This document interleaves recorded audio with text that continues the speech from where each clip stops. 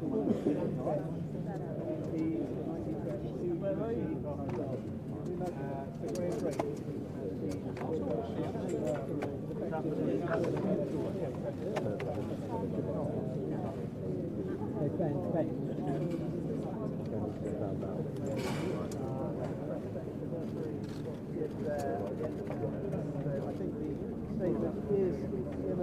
just going to step aside now because let's take a look at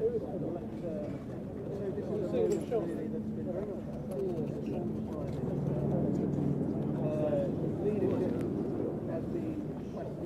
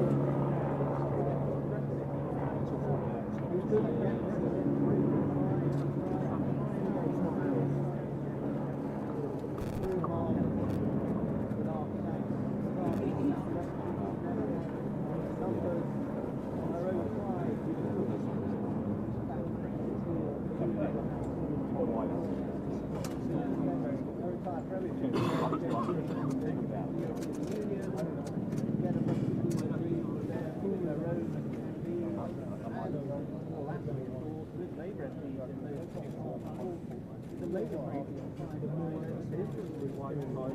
after the latest none of them in the end successful, and there is here is Theresa May stepping out from number 10 to announce her plan.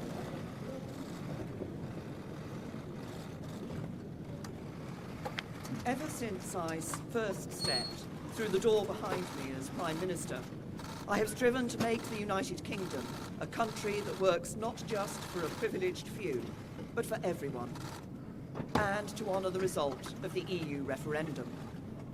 Back in 2016, we gave the British people a choice. Against all predictions, the British people voted to leave the European Union.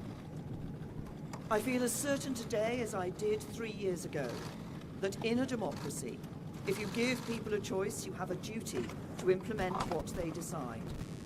I have done my best to do that. I negotiated the terms of our exit and a new relationship with our closest neighbours that protects jobs, our security, and our union. I have done everything I can to convince MPs to back that deal. Sadly, I have not been able to do so. I tried 3 times. I believe it was right to persevere, even when the odds against success seemed high. But it is now clear to me that it is in the best interests of the country for a new Prime Minister to lead that effort.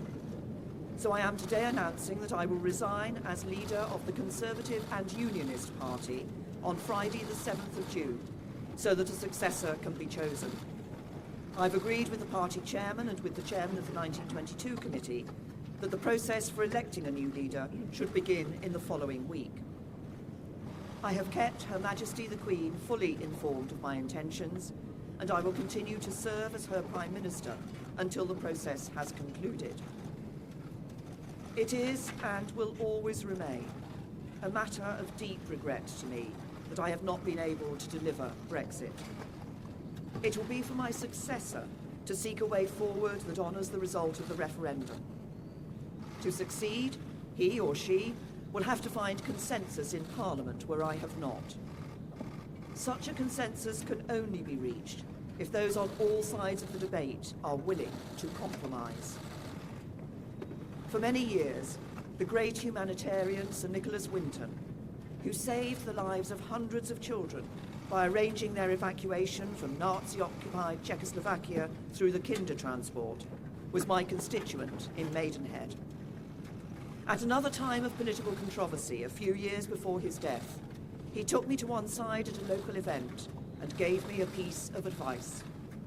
He said, "Never forget that compromise is not a dirty word. Life depends on compromise." He was right.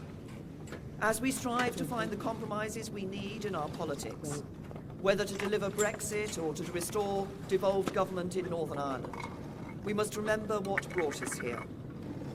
Because the referendum was not just a call to leave the EU, but for profound change in our country.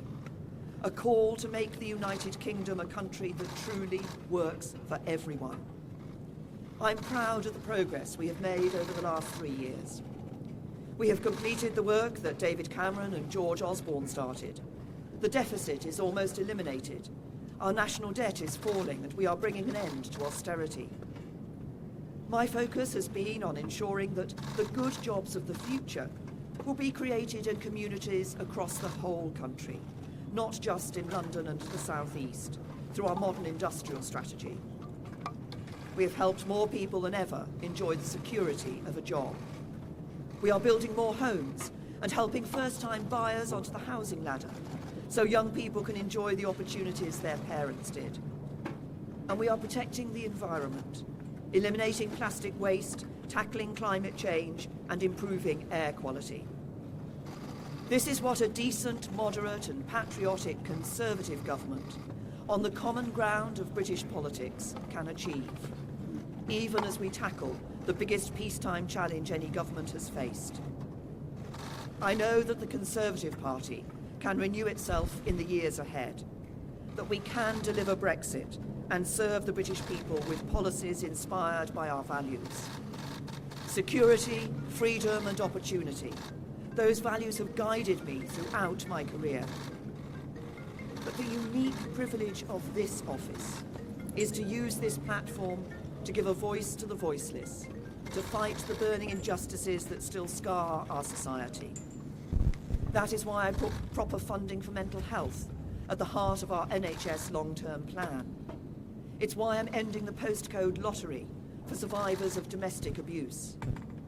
It is why the race disparity audit and gender pay reporting are shining a light on inequality, so it has nowhere to hide. And it is why I set up the independent public inquiry into the tragedy at Grenfell Tower, to search for the truth, so nothing like it can ever happen again, and so the people who lost their lives that night are never forgotten. Because this country is a union, not just a family of 4 nations, but a union of people, all of us. Whatever our background, the colour of our skin, or who we love, we stand together, and together we have a great future. Our politics may be under strain, but there is so much that is good about this country, so much to be proud of, so much to be optimistic about. I will shortly leave the job that it has been the honour of my life to hold. The second female Prime Minister, but certainly not the last. I do so with no ill will, but with enormous and enduring gratitude to have had the opportunity to serve the country I love.